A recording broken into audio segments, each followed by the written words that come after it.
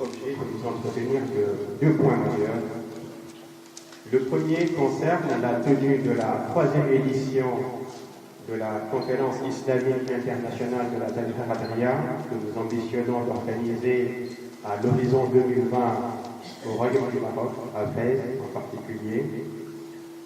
Et l'autre point majeur qui nous tient à cœur, c'est ce projet de modernisation de Goumba-Guéoul, capitale de la Hadria au Sénégal, ville religieuse moderne. Un projet que le président fondateur de la fondation Cheikh Nassir Sadbou a mûri depuis 2004. 2004-2007, ce projet a été lancé en 2007, de façon plus précise, mis en forme en 2008 et remis aux autorités gouvernementales depuis 2010. Et quelque part, nous nous réjouissons de voir que dans le cadre de la mise en œuvre de ces politiques publiques, il est prévu un vaste programme de modernisation des villes religieuses. Je pense qu'il trouve un peu son soubassement dans le projet de modernisation du Goumba-Guéoul, capitale de la Hadria du Sénégal. Et comme vient de le dire Chérif Al-Hana, ensuite, la tenue de cette conférence de presse en ce mois béni du Ramadan est également une opportunité pour nous de faire un appel à l'intention des autorités gouvernementales de la République islamique de Mauritanie et également de la République du Sénégal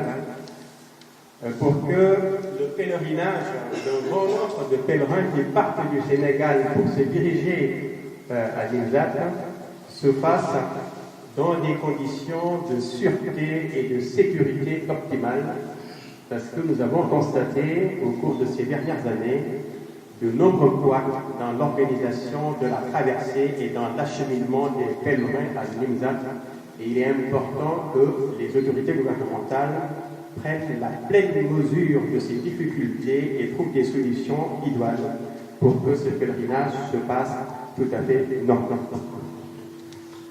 Comme je l'ai dit avant, pour ce qui concerne l'organisation de la conférence, je reviens sur le premier point. Cette organisation a été faite sous l'impulsion de Chérif Al-Hana, mais sous la férule également de deux structures, à savoir le Haut Conseil national de la Hadria au Sénégal, qui est présidé par Sherpa Tengaï, ici présent, le comité international de pilotage de la conférence, qui, in fine, a vocation à être une structure pérenne. Donc, on va avoir une sorte d'évolution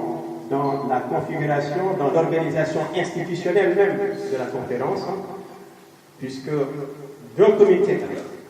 ponctuel, nous migrons vers un comité à vocation pérenne qui va faire partie intégrante de l'ensemble des structures de la conférence.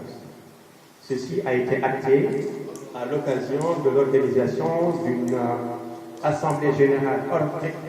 extraordinaire de la conférence qui a modifié les textes qui organisent le fonctionnement de la fondation Cheikh Nassir Sadbou. Voilà en résumé les deux points sur lesquels donc, nous attendons donc vos questions, en restant donc à votre disposition pour apporter plus de détails sur l'ensemble des deux points évoqués ce matin.